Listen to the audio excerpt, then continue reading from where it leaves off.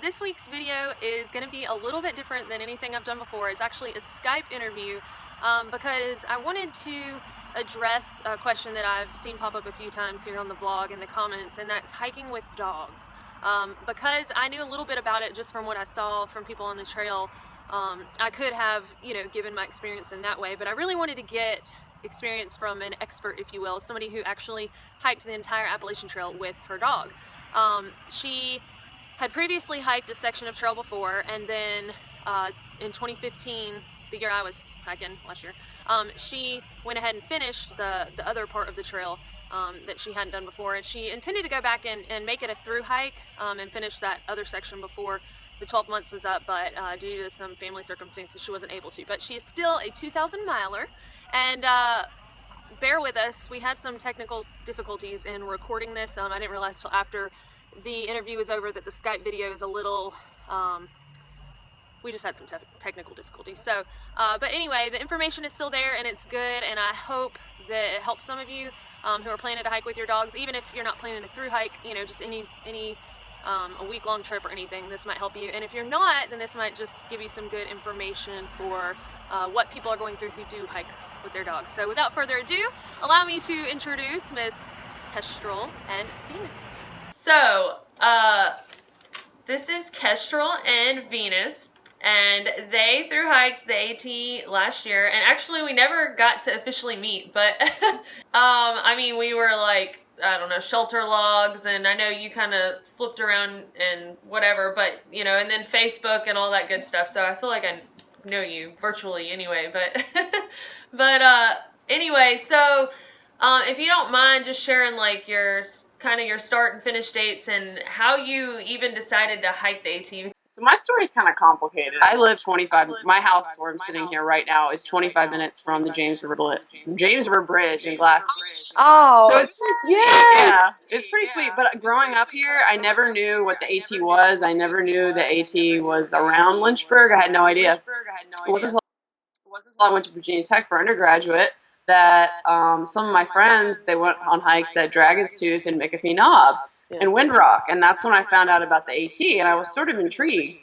The last of those hikes that I did being McAfee Knob, and I hiked with my friend Johnny, and we got to the top, and we were sitting there, and I was looking around, and I was like, I want to hike the whole thing. And he's like, what? What do you mean? You're not going to hike the whole thing? I'm like, yeah, I think I'm going to hike the whole thing. So it just sort of bred this interest in the trail, and but then I went to graduate school, and you don't really get time off when you're in college at all, ever.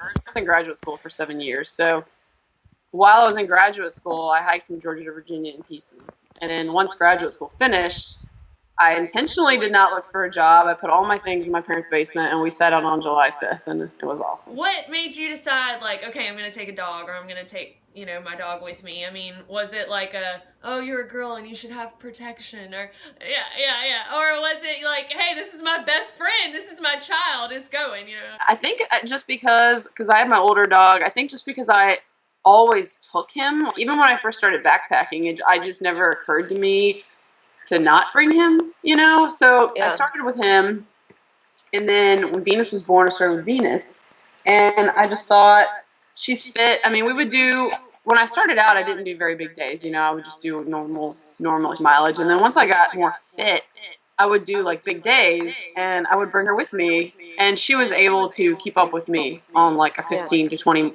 mile day, and that's what sort of made me think, well, maybe she could hike with me. So when I started last year, I was very, very trepidatious about starting with Venus because she's a double-coated breed, and it's very, very hot. So when she started with me, I made actually a couple mistakes, which I will share with the world.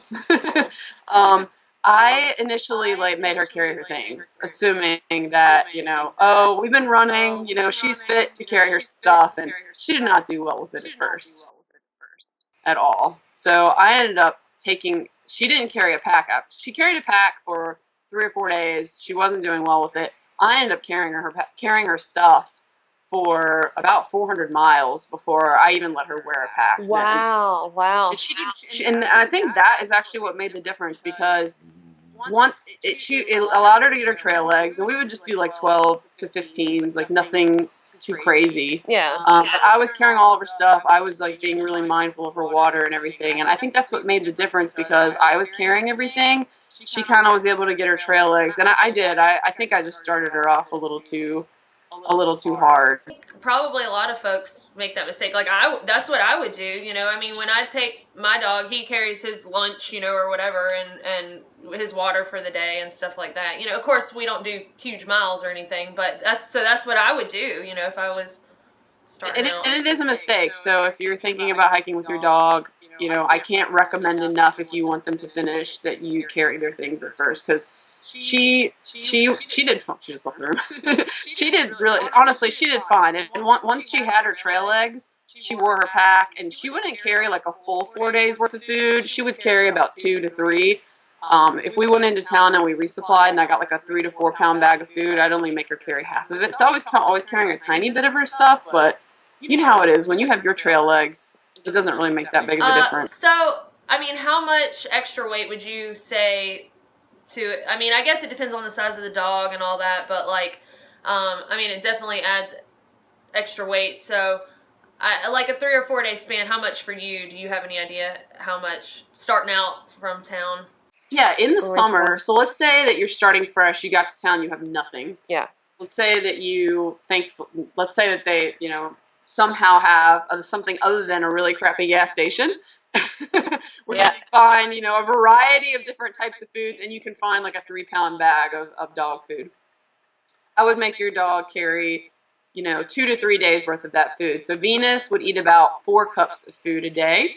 So with her bowl, I just knew how to measure. I would kind of measure it out, and I would balance. I had Ziploc bags, and I would kind of weigh out 2 days on one side, or no, excuse me, like a day and a half on one side, a day and a half on the other side, or just depending on what, you know, if we were in the whites, you know, I wouldn't make, or something really hard, I would make her carry a little bit less. Yes. You could expect yourself to be carrying, you know, at least 1.5 pounds to 2 pounds of food, you know, plus water. And it depends, you know how it is. Some sections there's more water than others. In Pennsylvania right now, if you have a dog, you're gonna be carrying, you know, 3 to 4 liters, maybe more, because there's no water. Yeah. So it really varies, but I would say at least 2 pounds. My bag was heavy. So, like, the end of Pennsylvania, I mean, when I was going through there, I was like, how would you do this with a dog? And then the whites even. I mean, so did you, like, keep her tethered to you at those parts, or is it better? I mean, I feel like it's better to just turn them loose, and that way they don't pull you down. And she was always loose. So the only time I kept her on a leash was when we would cross roads, or if we had a road walk, or if we were coming into a shelter out of respect for other people. She's actually... I've had many dogs, and she honestly is the best behaved of many of my dogs. I can make her, when we're hiking, she reverts to heeling behind me. She just stays right behind me. And then if we came upon an animal or something, I could just say no, grab her, or say no. But Lehigh Gap, so I actually hiked from Mass to PA South, so I got to go down Lehigh Gap. That's awesome. Honestly, going up wouldn't be that bad. You just... You have to physically pick her up and just, you know, hoist her up shoulders, which is what we did in New Hampshire and in Maine. And I can send you some pictures of that.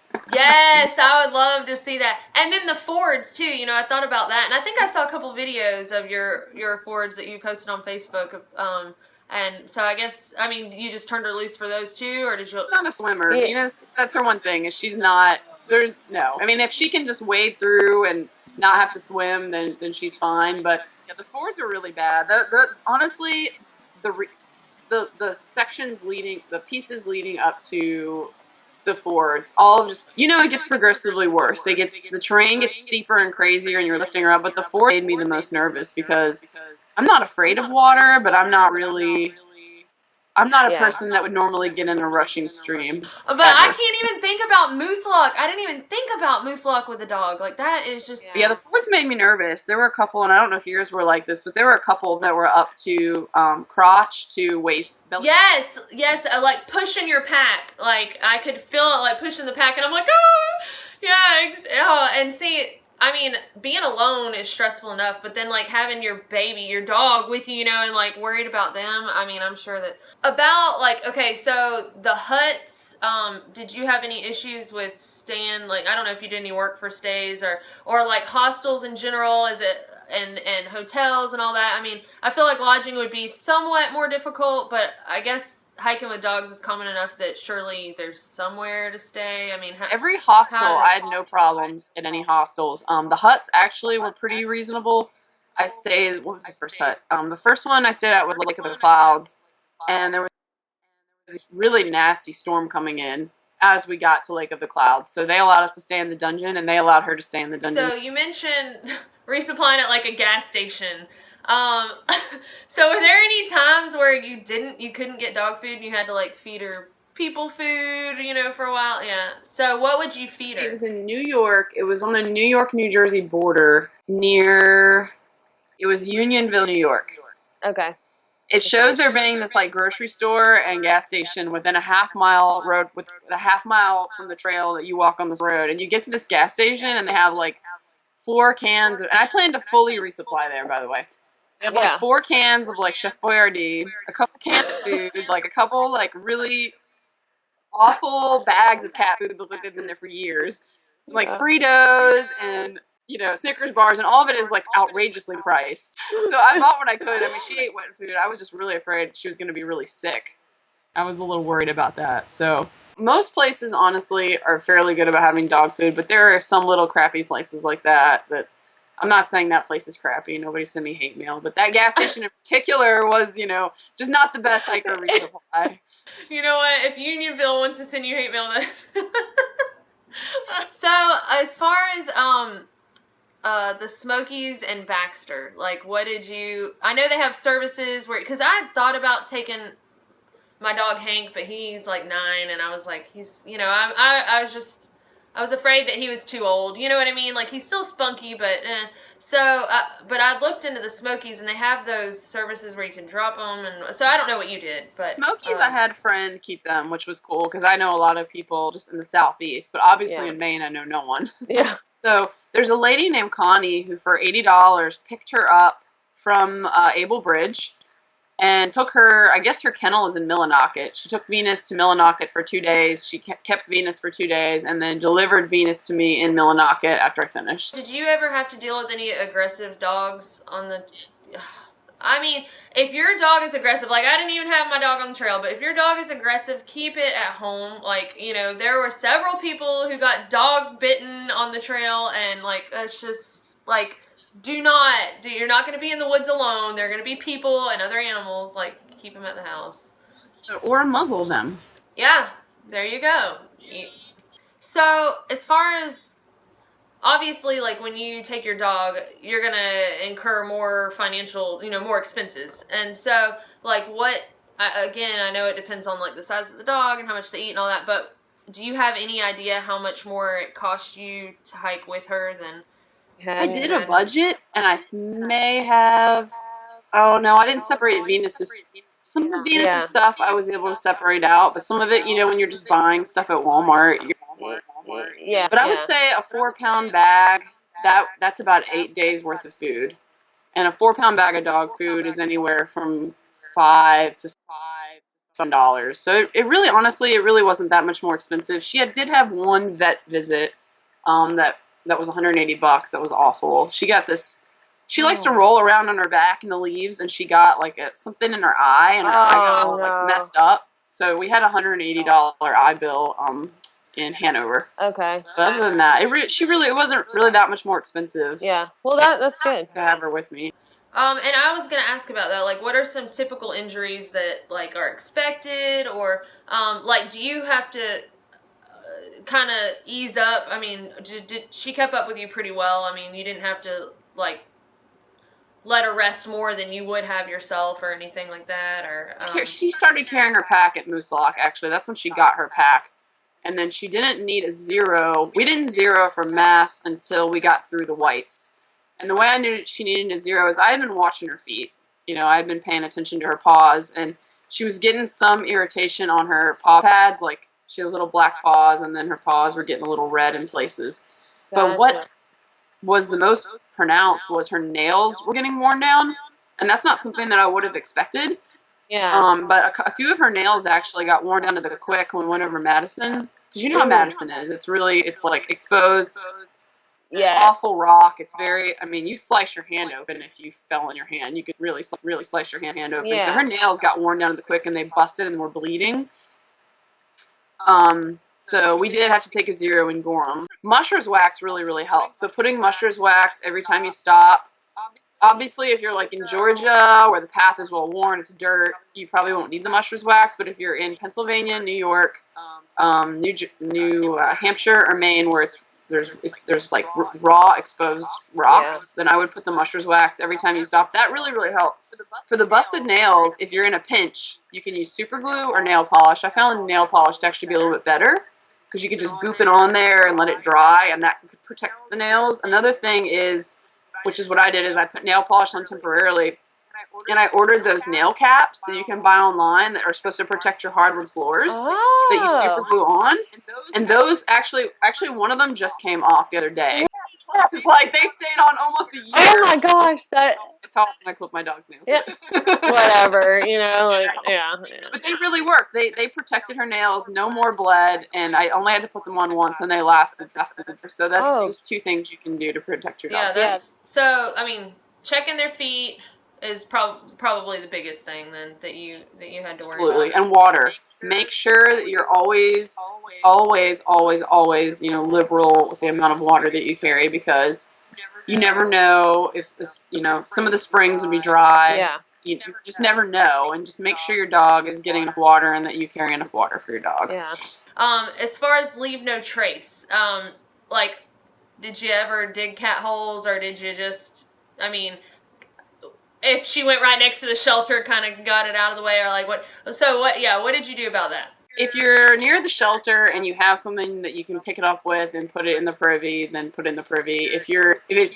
Venus has this habit of, she'll kind of like poop off to the side, and that's really good. Oh, So good. if you're able to dig a cat hole, you know, if there are a bunch of bushes, just disperse it into little bits, you know, far off the trail where no one's going to step into it. Yeah. So I kind of use all 3 different methods. I would never just let her poop and just leave it there. Yeah. Nobody wants to step in dog poop. No. It's better than human poop, though, which some people go right on the trail, you know, so, unfortunately.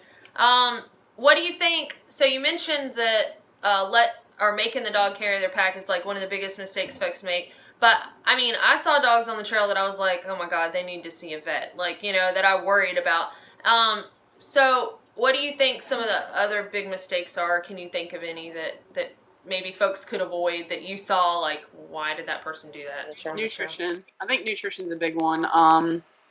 Making sure your dog's eating enough, and incentives too. Like I would carry for Venus, I would buy those little dog wet food packets. Yeah. Not like a can. I would try not to carry the cans because they're heavy, but they're like plastic. Yeah. With a little whatever. Yeah, the little. I'm talking about or the foil packs. You could get those at most Walmarts and grocery stores will have those. So I would carry those and give her one of those little foil packs a day because it's a treat.